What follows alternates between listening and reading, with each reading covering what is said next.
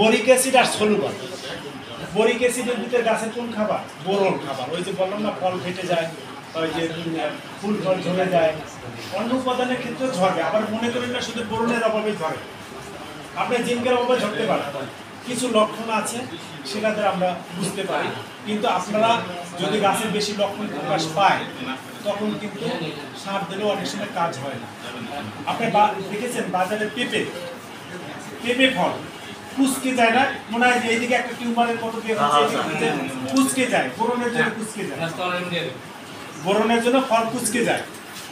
হ্যাঁ, এখন যদি গাছের পেঁপে কুচকানো ফল আসে, ওই ফল বাজারের জন্য কিন্তু কিনবে না।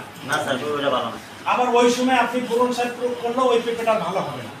তার মানে কি, আমার কাছে যত সময় জিনিসটা করতে হবে, আমার মাটি পরীক্ষা ভিত্তিকে আসলে সারটা দেওয়া হয়েছে, কিন্তু ওখানে কিছুটা কাজ হবে যে ওই ফলটা যেটা কুচকিয়েছে সেটা কাজ হবে না, কিন্তু নেক্সটে যে ফল আসবে আপনি ওখানে যদি কিছু দিতে পারেন তখন আপনার মনে করেন যে আপনার ওইভাবে কাজ করেন।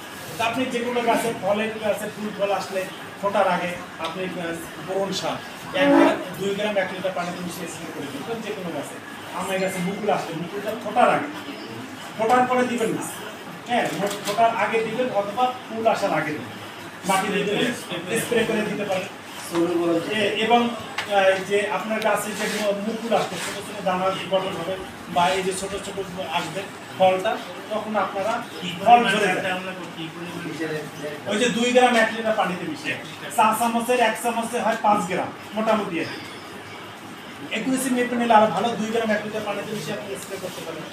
আর মাটিতে যদি দেন আপনার সেক্ষেত্রে ওই রকম একত্রিত দেন বা ওই রকম করে দিতে হবে। আর যদি মনে করেন যারা পেঁপে বাগান করেন, আপনি টপ প্রতি 10 গ্রাম বা হোল যেটা করবেন 10 গ্রাম করে দিতে পারেন। হ্যাঁ, 2 চামচ করে দিতে পারেন।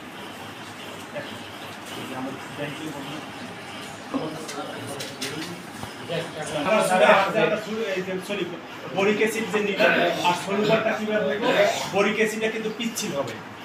বরিক অ্যাসিড আমরা যে ক্যারাম খেলার জন্য বরিক পাউডার ব্যবহার করি, ওটা কিন্তু বরিক অ্যাসিড।